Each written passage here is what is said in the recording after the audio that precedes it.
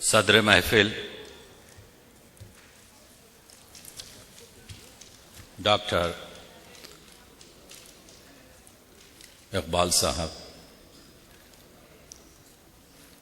مہمان خصوصی پدم بھوشن پروفیسر گوپی چند صاحب، جناب چندر بھان خیال صاحب، محترم ڈاکٹر شکیب صاحب اور جامعہ ملیہ کے ایگنو کے وائس چانسلر صاحب، جناب ڈاکٹر شجاعت علی صاحب، میرے سامنے تشریف فرما، اردو کے پرستاروں کی خدمت میں سلام اور تہنیت۔ 3 دن کا تجربہ، اختتامی اجلاس ہے اور شاید ایک صبح کی ابتدا ہے۔ میں نے بہت کچھ اس نئی اردو کی نئی بستی میں اردو کی نئی بستیوں کے لیے سیکھا ہے۔ میرے لیے آج کا دن اس لیے بھی بہت اہمیت رکھتا ہے کہ تقریباً 90 منٹ ہماری گفتگو اردو کے طلباء و طالبات سے رہی اور ہم نے ان کے وہ گراں قدر احساسات اور تفکرات اور تصورات کو جذب کیا جو شاید میرے لیے، میری ذات کے لیے، اور میں جس دھن میں لگا ہوا ہوں میرے اس کام کے لیے بہت ہی لازم ثابت ہوں گے۔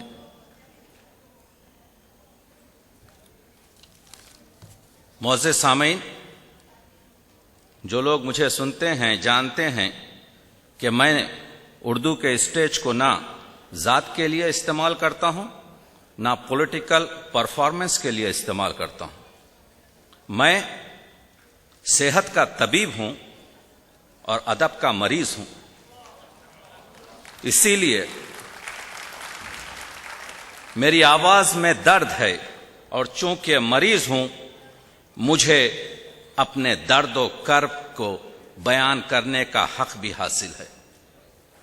آپ کی خدمت میں یہ عرض کر دوں کہ صحیح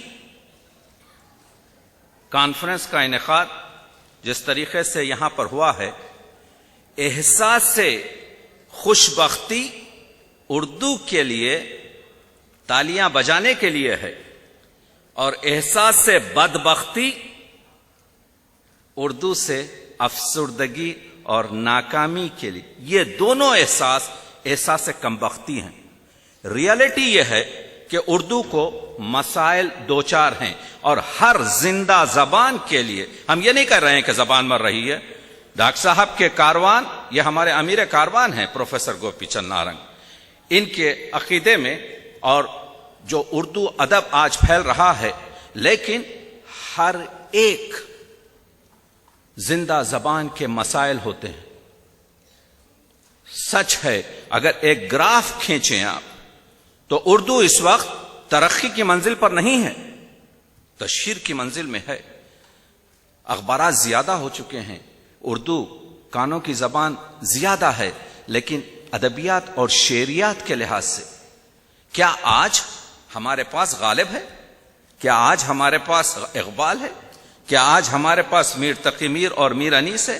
کیا ہمارے پاس ادیب تنقید نگار ہیں؟ کیونکہ اردو زندہ ہے اور اردو زندہ رہے گی اس وجہ سے کہ بقول انگلش محاورہ we don't have any choice, Urdu زندہ رہے گی تو اردو کے مسائل ہوں گے.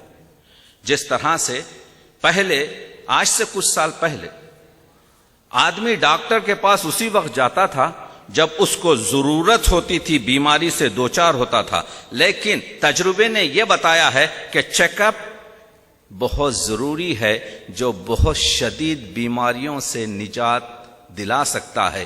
تو آج کے اس ٹیکنالوجی اور نیو انفارمیشن ورلڈ میں ہم کو اپنی زبان کے ان تمام مسائل کو بہت ہی غور و سوچ سے سوچنا چاہیے کہ آئندہ 10 سال میں، 20 سال میں اور 50 سال میں کیا مسائل پیش آنے والے ہیں. اس کا سدباب، اس کا بندوبست ابھی سے ہمیں کرنا پڑے گا.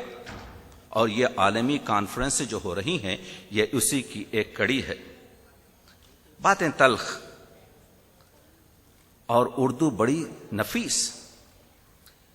میں عرض کر رہا ہوں کہ اردو جو دکن میں پیدا ہوئی، شمالی مغربی ہند میں گھٹنیوں چلی، دلی میں جوان ہوئی، لکھنؤ میں دلہن بنی، جس کا میکہ اردو معلیٰ رہا اور جس کی نسل اردو محلہ میں پھیل گئی، وہ اردو جو پراکرت کی پوتی کہلائی، وہ اردو جو برج بھاشا کی بیٹی کہلائی، وہ اردو جو پنجابی کی بہن کہلائی، وہی اردو جس کو فارسی نے اپنی سوکن جانا، دربار میں آنے کی اجازت نہ دی، بازار میں رہی، عوام کی خدمت گزار بنی، لیکن چونکہ شگفتہ تھی، شریر تھی، چنچل تھی، جوان تھی، اپنے الفاظ کی دولت سے دربار تھی، آخر دربار میں پہنچ ہی گئی. شاہ عالم اس کے عاشق ہوئے، شاہ عالم اس کے عاشق ہوئے، شاہ ظفر اس کی زلفوں کے اسیر ہوئے، واجد علی شاہ اس کے دستگیر ہوئے، اور شاہ دکن محبوب علی شاہ اس کے محبوب بنے. اور اب یہ عجوزہ صد داماد جب ملکہ بنی تو 16 سنگھار کیے. غزل نے ہونٹوں پر لالی لگائی، مرثیوں نے آنکھوں میں سرما دیا، قصیدے نے فاخرہ لباس پہنایا، ربائی نے 4 قد اڑائی اور نظم نے چوٹی گوندی. شہر آشوب نے جب یسوع پریشان کیے تو اور بھی حسین نظر آنے لگی. اس کو گلگسٹ نے مسیحیت سکھائی، چکبس نے رامائن پڑھوائی اور میر انیس نے اسے کلمہ پڑھایا. یہ ہے میری زبان اردو، یہ ہے آپ کی زبان اردو، یہ ہے وہ زبان جس کی سارے جہاں میں دھوم ہے. یہ وہ زبان ہے جس کی آس اس سرزمین مقدس پر یہ شگفتگی ہے. معنی یہاں پر کسی افسردگی یا کسی کسمہ پرسی یا کسی غمزدگی کے نہیں، بلکہ کیونکہ ہمارے پاس اور ہماری کوئی مادری زبان نہیں ہے، اس لیے ہم بہت احتیاط سے چل رہے ہیں اور اپنے تمام مسیحا اور طبیبان ادب سے استفادہ کر رہے ہیں. تو یہ اردو کے مسائل کے لیے نوجوانوں کی ضرورت ہے، نئی نسل کی ضرورت ہے، بنیادی تعلیم کی ضرورت ہے. آج ہمارے پاس P H D, M phil اور گریجویٹ اور کئی ایسی اعلی ڈگریوں کے حامل زیاد ہیں، لیکن ہمارے پاس بنیادی تعلیم کی ضرورت ہے. اس کی مثال ایسی ہے کہ آپ کسی 20ویں منزل پر شینڈلیئر لگا رہے ہیں، اس کمرے کو اور اپارٹمنٹ کو سجا رہے ہیں، لیکن اس کی بنیاد کمزور ہے، ضعیف ہے. اور میں اتنا خوش ہوں کہ ایک قسم کی بیداری اردو کے پرستاروں میں پھیلی ہے، اور آپ دیکھ رہے ہیں کہ اس کا زندہ ثبوت عملی ورک اپ ہے کہ کچھ سال کے اندر جب ایک یونیورسٹی جیسے مولانا آزاد یونیورسٹی نے جب اردو کا کام شروع کیا تو 1.5 لاکھ سے زیادہ بچے اس میں جمع ہو گئے، 1.5 لاکھ سے زیادہ طلباء و طالبات اس میں شریک ہو گئے۔ یہ وہ چیز ہے جو یہ بتاتی ہے کہ اس زبان کی تشہیر اور ترویج اور تحفظ میں لوگ من دھن اور اپنی پوری زندگی لگا کر اس کو بچانے کی کوشش کر رہے ہیں۔ تو اس کو ہمیں اپنی کوتا نگاہی، ہم اپنی کوتا فکری، دیکھیے تالی ایک ہاتھ سے نہیں بجتی، دوسروں کو بلیم مت کیجئے۔ مسئلہ اردو کا اردو والوں کے ساتھ ہے، مسئلہ اردو کا اردو کے گھروں میں ہے۔ آپ دیکھتے ہیں کہ اردو شعریت جو فارسی سے آئی ہے، جس پر فارسی کے گہرے اثرات ہیں، اور ہمارا فارسی کا شاعر حافظ کیا کہتا ہے؟ مباش در پہ آذر وہ ہر چه خواہی کن کہ در شریعت ما غیر ازیں گناہی نیست۔ جو چاہے کرو مگر کسی کا دل مت دکھاؤ، کیونکہ ہماری شریعت میں دل دکھانے کے سوا کوئی گناہ ہی نہیں۔ آتش لکھنوی فرماتے ہیں بت خانہ کھود ڈالیے، مسجد کو ڈھائیے، دل کو نہ توڑیے، یہ خدا کا مقام ہے۔ مولانا روم کہتے ہیں دل بدست عورت کے حج اکبر اس، دل کو جیت لو یہی تو حج اکبر ہے۔ از ہزاراں کعبہ یک دل بہتر اس، ہزاروں طواف سے ایک دل کا طواف بہتر ہے۔ تو آپ دیکھ رہے ہیں شریعت ادب میں، سنت ادب میں محبت ہے، عشق ہے۔ کل مختلف گفتگو ہوئی عشق اور محبت پر، تو ہم کو کشادگی دل سے، کشادگی قلب سے ہم کو کام کرنا پڑے گا، تحملات سے دن اور رات کام کر کر ہم کو اس مقام پر پہنچنا پڑے گا جہاں پر ہماری زبان سے جو کچھ بھی آج کل کی دنیا میں کامن انٹرسٹ پر بات چیت ہوتی ہے، ہندی سے وہ تمام چیزیں، کیونکہ 2 بہنیں ہیں جدا نہیں کر سکتے۔ آج تک کوئی شخص اردو اور ہندی کو 2 خانوں میں تقسیم کر ہی نہیں سکتا۔ دنیا کی شاید یہ 2 عجیب اور قریب کی زبانیں ایسی ہیں جن کو جدا کرنا ناممکن ہے۔ دونوں زبانوں سے اقدار جو کامن ان کے ہیں، جو مشترکہ اقدار ہیں، اس سے استفادہ کرنا آج اردو کی ضرورت ہے۔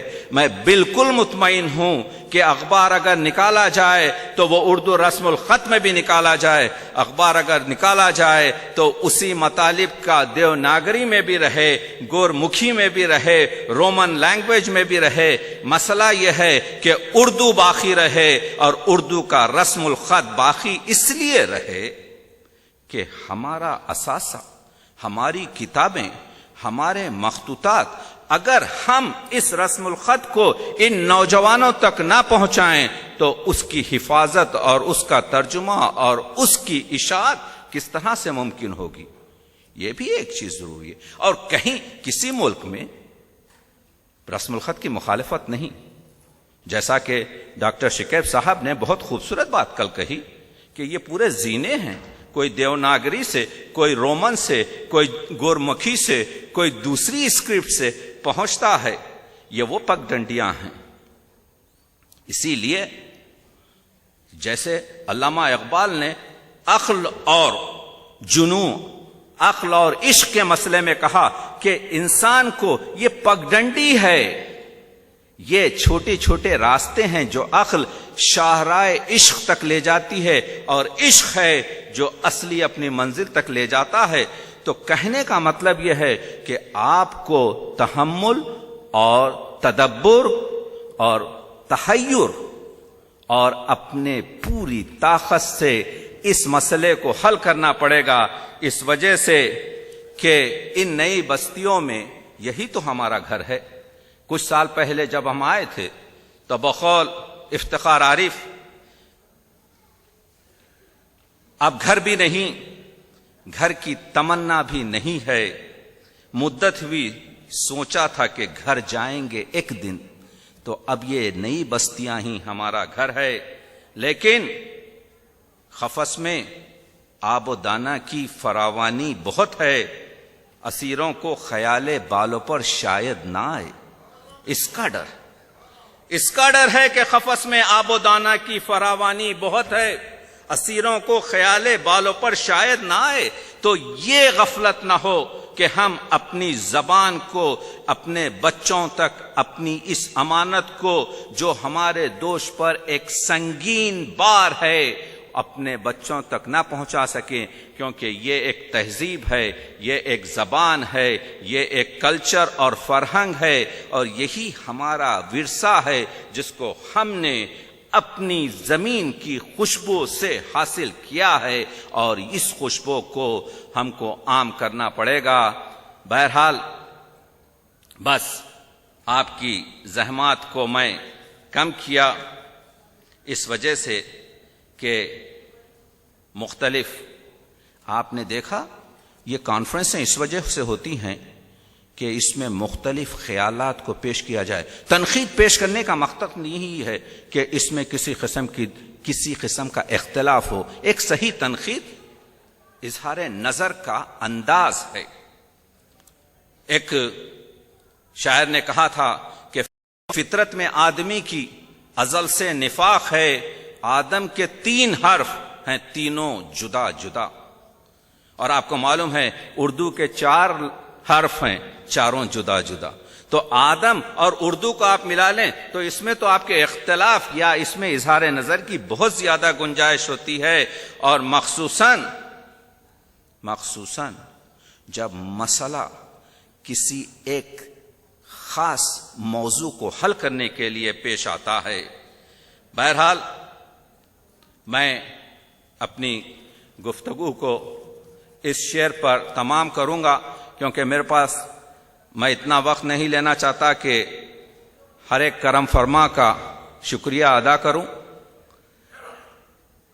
احسان شماری کے لیے زندگی کم ہے، احسان شماری کے لیے زندگی کم ہے، اتنا ہی کہوں گا کہ میں ممنون ہوں سب کا۔ شکریہ۔